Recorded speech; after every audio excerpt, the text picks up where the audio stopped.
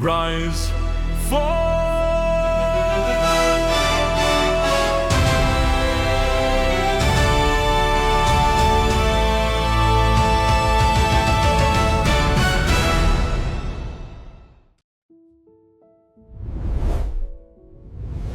Hello and welcome back to our podcast.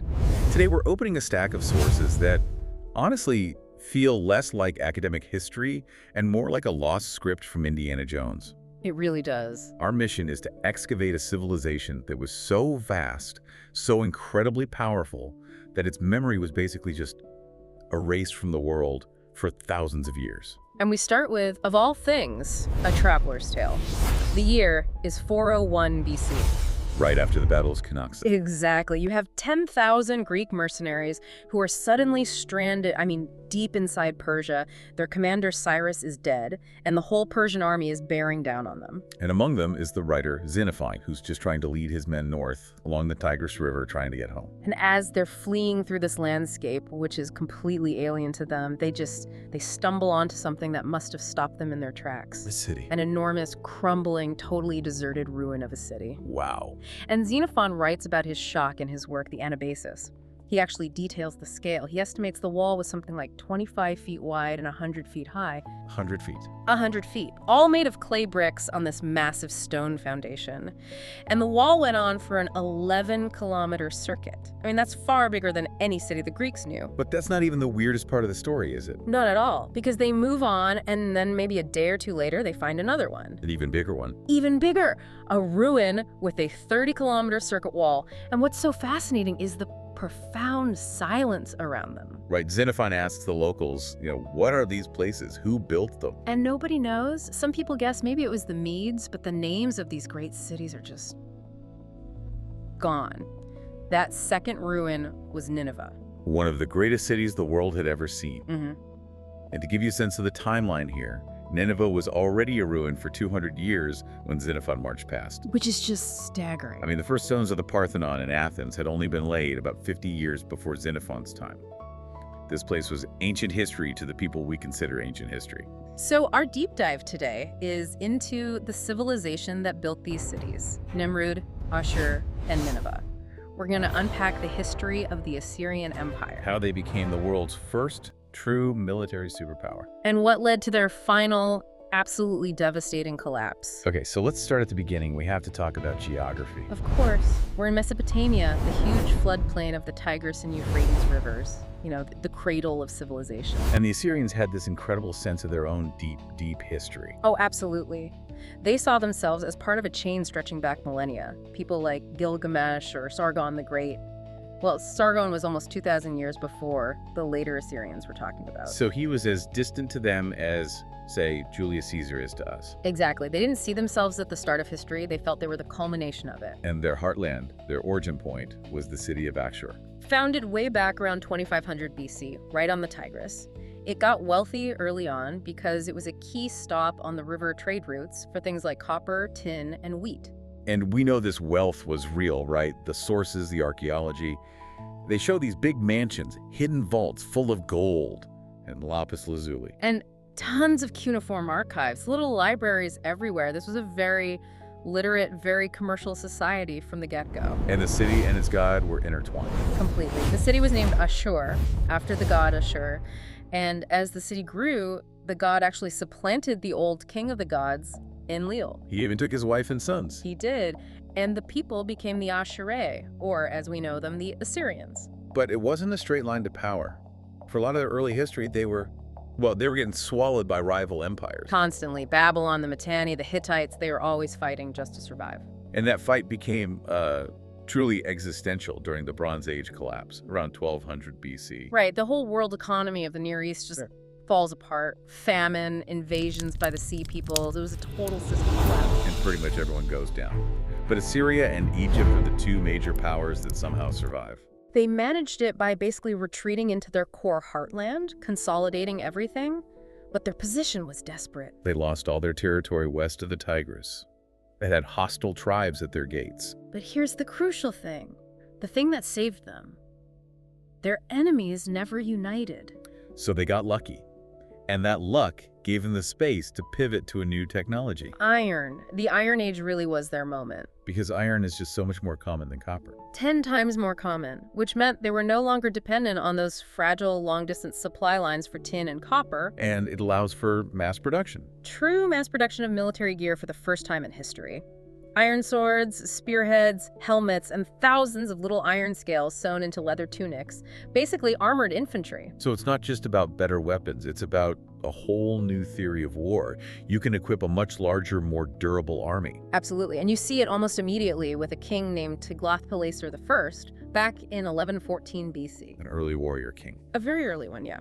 He conquers 42 different lands, sweeps his army all the way to the Mediterranean coast. Which for a landlocked empire must have been a huge deal. Massive. And there's that great detail in the sources where he boasts about killing a Nahiru in the sea, maybe a dolphin or a whale. It's like he's trying to conquer the ocean itself. That desire for control is everywhere, especially in their record keeping.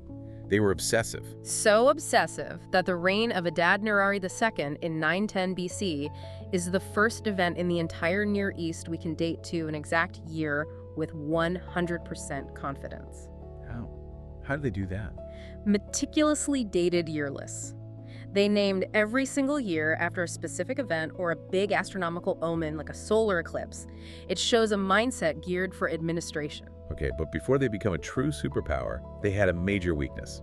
The seasonal army. Right. Your soldiers are just farmers, basically. You pull them from the fields in the spring, but they absolutely have to be home for the autumn harvest. Which means no long campaigns, no deep conquests. Exactly. But that all changes with a king named Ashur II, starting in 883 BC. And this is where things get really dark. This is the turn towards strategic terror.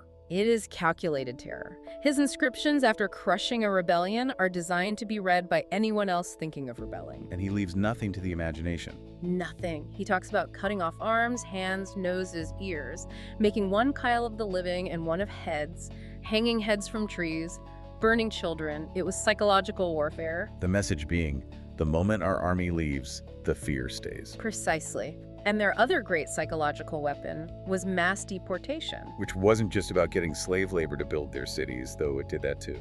That was a side benefit. The main goal was political. You separate a people from their ancestral land, from their gods, from their history. You destroy their will to resist. It's a tactic we've seen in the 20th century. It's brutally effective. It is. But the final piece of the puzzle, the thing that makes them a true superpower, comes under Tiglath-Pileser III in 745 BC. This is the professionalization of the army. He creates the world's first modern standing army. The core is elite, armored, full-time soldiers. And the more expendable troops. They're supplied by the territories they've just conquered. It means the Assyrian heartland can sustain endless war without bleeding itself dry. They also add a whole new branch to the military. The engineering corps. Hugely important. These guys build bridges, tunnels, operate the massive siege engines, and, crucially, maintain the supply lines. There's that record of King Sargon's troops using copper axes to just cut a road through a mountain range. Unbelievable logistical skill, and the proof that this new system worked was the siege of Arpad. Before, a city could just bolt its gates and wait for the Assyrian farmers to go home for the harvest. Not anymore. The new professional army stayed. For 3 years. 3 years. It sent a message to the entire world. There is no waiting us out anymore. We are coming, and we will stay until your walls fall. And this war machine was fueled by just immense wealth from conquered lands. Pure extraction economics.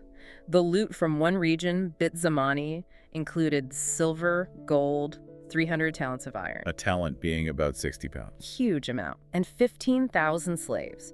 They treated every conquered land as a resource zone to be stripped bare. But it's not all war and terror in the sources. The cuneiform tablets give us these amazing little glimpses of everyday life. Like the letter from the child, Idin Sin. Complaining to his mother about his clothes. It's just perfect. Yeah. He writes, "The son of the neighbor has 2 new sets of clothes while you fuss about a single set for me." And he finishes with, his mother loves him while you do not love me. It could have been written yesterday. It really could. Yeah. Meanwhile, the capital, Nineveh, is becoming this massive grand city under King Sennacherib. Huge walls, a moat, and life inside was full of, recognizable things. We have recipes for lamb stew.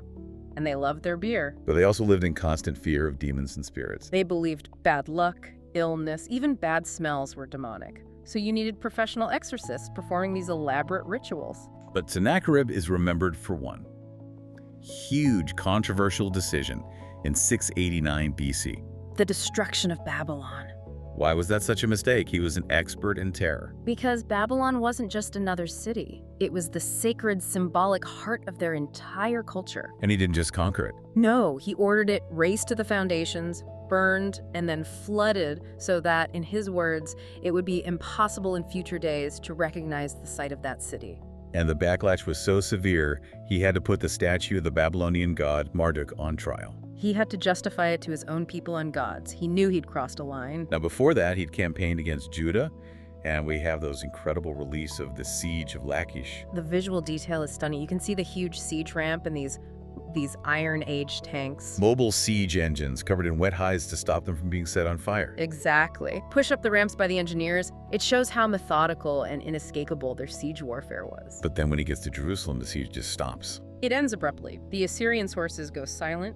The Hebrew Bible says 185,000 Assyrian soldiers were killed overnight by an angel of the Lord. Historians think it was probably a plague. A plague, or maybe something as simple as field mice chewing through their bowstrings and leather gear. Whatever it was, the great war machine ground to a halt. So the final great king of this era is Sennacherib's grandson, Ashurbanipal. And what's unique about him is that he could actually read.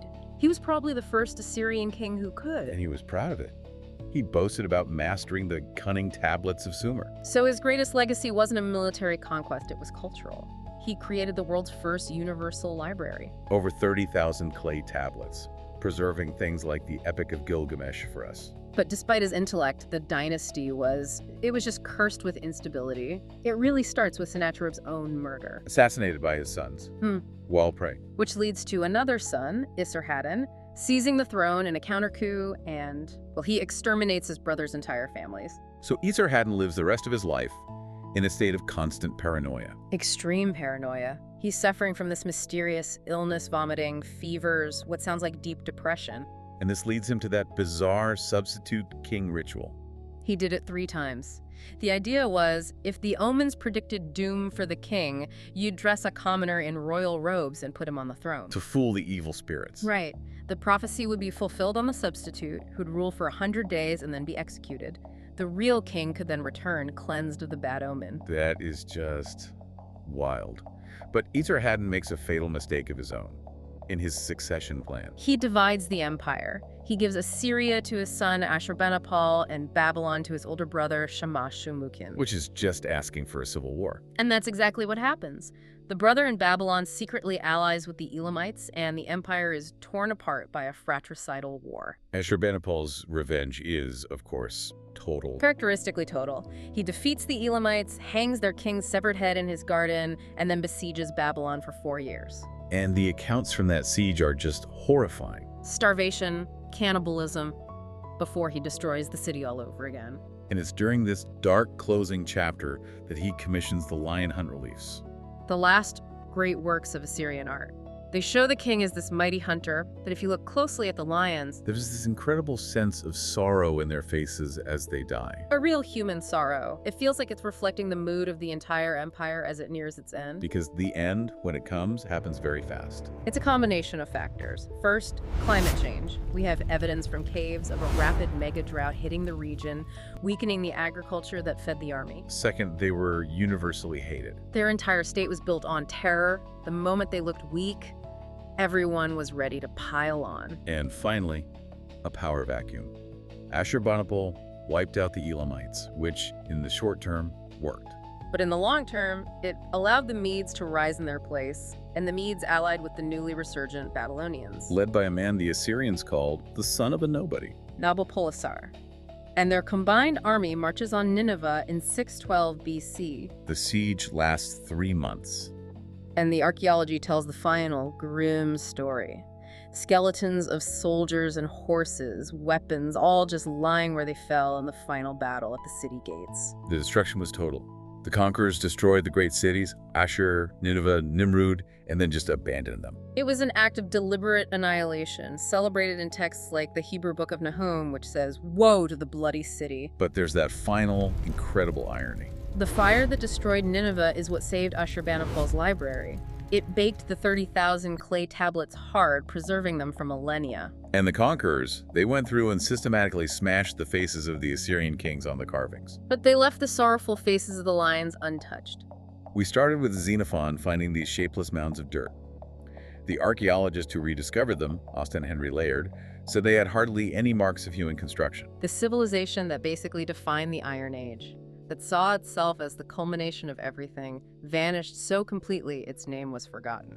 An empire built on iron, on terror, on a professional military. Rose to an incredible height, only to be crushed by its own ruthlessness and a changing climate. And it leaves you with that final thought. Yeah. What does it feel like to be in the last generation, to watch your entire world burn to the ground? We can almost hear it in the words of a surviving Akkadian poem, The Lament for a City. Just imagine those last people in the smoking ruins thinking, among the established cities, my city has been smashed, my birds, all of them with their wings cut off. That is the final sorrowful echo of the world's first superpower. Stone by stone, the towers grew tall. Echoes of power in the mighty hall. 1,000 banners in the golden light, marching forward to claim the night. Rise, rise to the heavens, they cry.